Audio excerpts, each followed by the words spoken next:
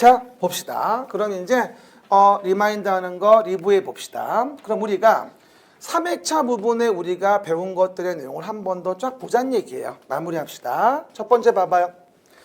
배운 지 얼마 안 됐는데도 기억이 안 나요. 그렇죠? 돼지 3마리가 합격을 바란다고 하고 앉았고요. 그러면 하나의 돼지가 둘 이상의 용도 지역에 걸친대요. 잘 집중해요. 각 용도 지역 등에 걸치는 부분 중 가장 작은 부분의 규모가 330제곱미터 이하래요. 이럴 때 용적률은 가장 넓은 면적이 속하는 용도 지역에 적용합니까? 아니면 건폐 용적률은 가중 평균한 값을 적용합니까?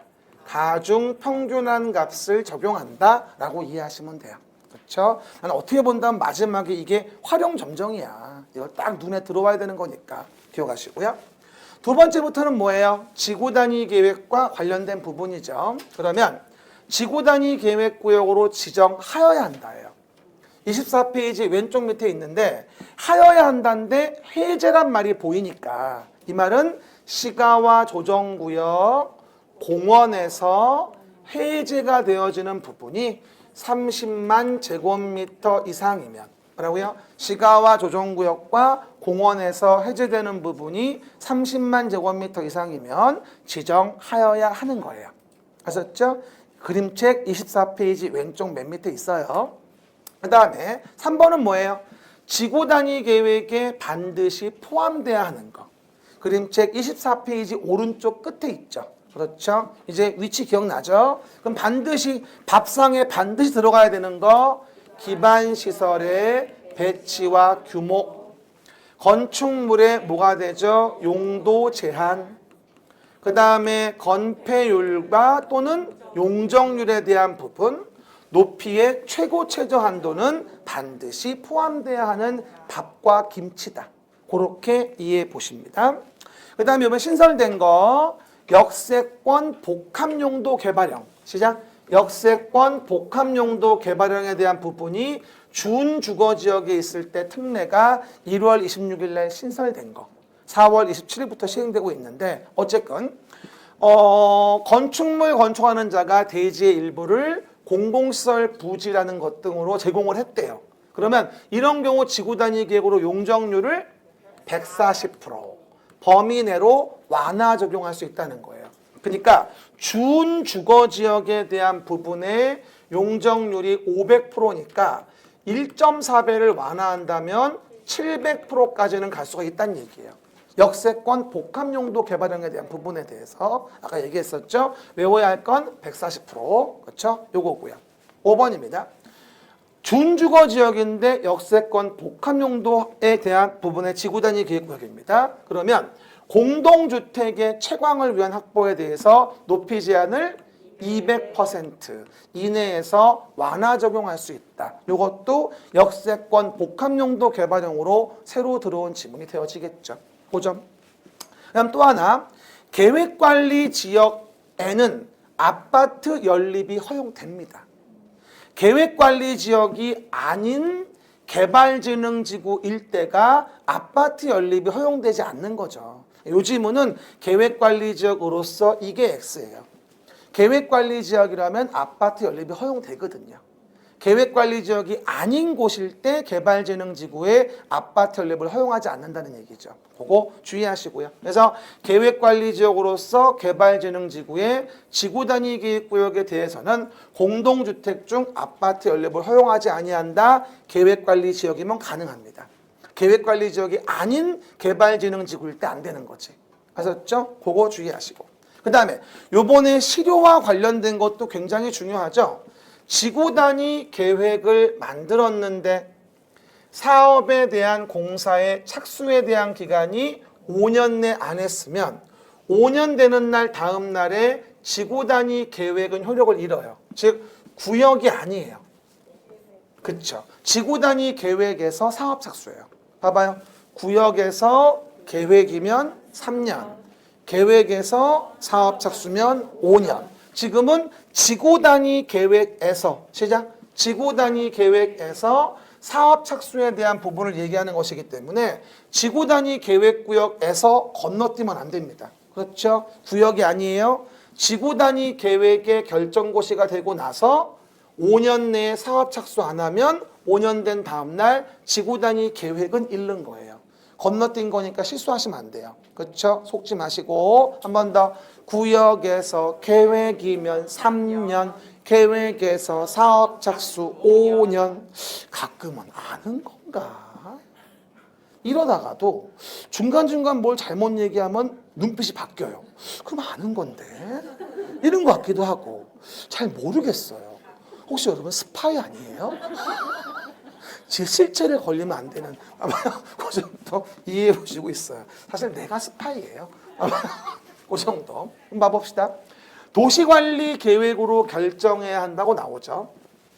장사시설 종합의료시설인 보건위생시설, 빗물저장 이용시설 폐차장인 환경기초시설. 우리 맨날 외울 때 장종 뷔페는 계획 없이, 장종 뷔페는 계획 없이 효율적으로 설치하는 건 무조건 계획을 만들어야 하는 게 아니기 때문에 시작. 장종 뷔페는 계획 없이. 이제 외울 만도 하다. 그렇죠. 오늘 몇 시간을 본 거야. 그렇죠. 그 얘기들. 그 다음에 9번입니다.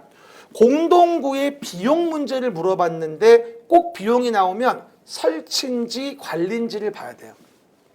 공동구 설치에 관련된 비용이다. 시작. 공동구 설치와 관련된 비용이면 이에 대한 비용은 공동구에 대한 점용 예정자. 시작. 공동구에 대한 점용 예정자.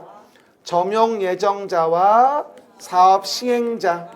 점용 예정자와 시행자가 이를 부담한다고 이해하시면 돼요. 그럼 물어볼게요. 관리 비용은 점용하는 자가 함께 부담하는 거잖아. 관리 비용은 점용한 면적에 따라 부담하는 거니까. 관리 비용인지 설치 비용인지 구분해야 돼. 설치 비용은 아예 설치할 때 점용 예정자와 시행자가 부담하고 만들어져서 공동구에 입주했으면 거기 점용하는 면적에 따라 관리 비용을 내는 거야. 점용하는 자가 함께 부담하는 거지 그거는. 그래서 설치 비용과 관리 비용 혼동하지 말고요. 여기부터는 이제 도시계획의 시설 사업을 물어보고 있는 거죠. 봐봐요. A도에 B, C군이에요. 같은 도에 있네요. 같은 도에서 관할구역에 걸쳐서 사업이 시행되고 있는 거예요. 근데 시행자는 서로 협의에 정하지만 협의가 성립되지 않았어요. 그러면 같은 도인데 왜 국장이 시행합니까? 말도 안 되죠. 국장이 시행한다는 게 아니라 도지사가 정하는 자. 뭐라고요? 도지사가 정하는 자가 뭐가 된다? 시행자가 되어지겠죠. 도지사도 돈이 없기 때문에 도지사가 정한 자가 시행자가 됩니다. 그거 X. 11번 완전 중요하죠. 행정심판. 행정청이 아닌 시행자의 처분. 시작. 행정청이 아닌 시행자의 처분에 대해서도 행정심판을 제기할 수 있어요. 누구에게? 당의 시행자를 지정한 자에게. 시작. 당의 시행자를 지정한 자를 피청구인으로 해서. 이해가시겠습니까? 그래서 제기할 수 없으면 X고, 또 도시기본계획의 승인을 취소하거나 개발행위 허가를 제한하려는 경우에는 청문해야 한다. 청문사유가 아니에요. 그렇죠? 청문사유 불러봐. 허시실 취소 전 청문하여야 한다. 이거였잖아. 허시실 취소 전 청문하여야 한다. 개발행위 허가 취소, 시행자 지정 취소, 실시계획 인가 취소. 됐어요? 아까 27 정원 가운데 밑에서 얘기했었죠. 27 정원 가운데 밑에 얘기했었습니다. 12번입니다. 도시계획설 부지의 매수 청구에서 시행자가 따로 정해져 있다면 그 시행자, 도시계획서를 설치하거나 관리할 의무가 있다면 의무가 있는 자, 됐습니까? 그 의무가 있는 자에게 매수 청구할 수 있다. 도시계획서를 설치하거나 관리할 의무가 있는 자가 있으면 그 의무가 있는 자에게 매수 청구할 수 있다. 다만 설치 의무자와 관리 의무자가 다르면 누구? 설치할 의무가 있는 자에게 매수를 청구해야 됩니다. 아까 기출문제 풀었죠. LH가 설치 의무자고 서울시장이 관리 의무자면 LH에게 매수를 청구하는 거라고. 설치 의무자에게. 아셨죠? X. 13, 14 요번 신설된 거 아까 잘 봐봐. 이거 나올 거야. 첫 번째. 잘 봐봐요. 여기는 실시 계획이 효력을 잃는다. 지금 요걸 물어본 거야. 실시 계획 효력. 매수 청구나 이런 거 못하게 하려고 꼼수를 쓴 거지 시행자가. 그럼 봐봐. 도시계획설 결정고시일로부터 10년이 지난 이후에 실시계획을 작성 인가했어. 이유는 매수 청구나 도시계획서의 실효를 피하려고. 그러면 5년 주는 거야. 실시계획 고시일부터 5년 주고 재결 시청하지 않아. 사업을 안 했어. 그럼 어떻게 돼? 5년 지난 날에 다음 날에 실시계획은 효력을 잃게 돼. 요거는 실시계획이 효력을 잃는 걸 물어본 거야. 도시계획 시설의 효력을 잃는 걸 물어본 게 아니야. 알았죠? 명심하시고. 그런데 20번. 그 도시계획설 결정고시일로부터 20년 되는 날 다음 날 이후 실시계획이 폐지되거나 효력을 잃은 거야. 그러면 이미 20년 지났잖아. 그러면 도시계획설의 결정은 실시계획이 폐지되거나 효력을 잃은 날, 그날 효력을 잃어. 왜? 이미 20년이 지났기 때문이야. 됐죠? 맞는 지문. 난 요 지문 굉장히 느낌이 좋아. 잘 봐봐. 도시계획설 결정고시일로부터 20년 되는 날 다음 날 이후에 이미 20년 지났어. 실시계획이 효력이 잃은 날이. 그러면 도시계획설 결정은 실시계획 폐지되거나 효력이 잃은 날, 그날 같이 실효해 그냥. 이미 20년 지났기 때문에. understand? 맞는 지문. 꼭 기억하시고요. 그 다음에 마지막으로 15, 16, 17. 15번. 도시계획시설 부지 매수 청구에서 매수 의무자가 매수하지 아니하기로 했대.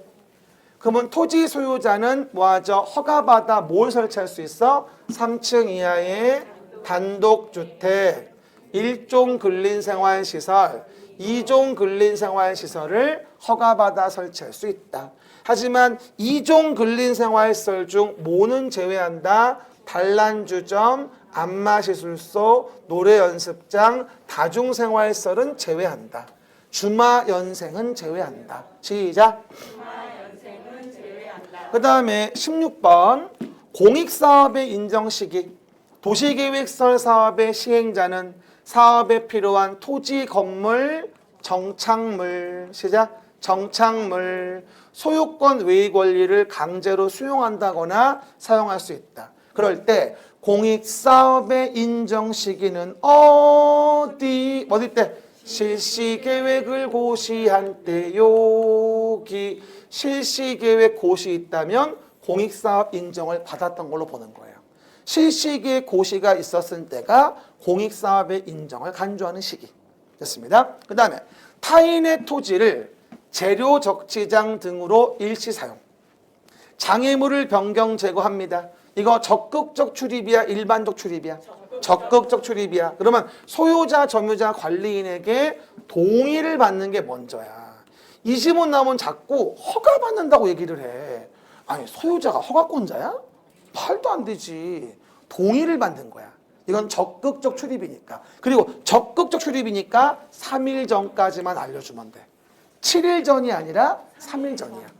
단순한 출입은 7일 전, 적극적 출입은 3일 전. 순서를 기억해. 그러면 훨씬 더 이해가 쉽겠죠. 그래서 해당 내용 오늘도 정리해 봤습니다. 조금 빨라서 힘든 것 같으면 한번 동영상을 다시 좀 보세요. 다시 보는 게 제일 좋아요. 고생하셨어요. 다음 주에 뵐게요.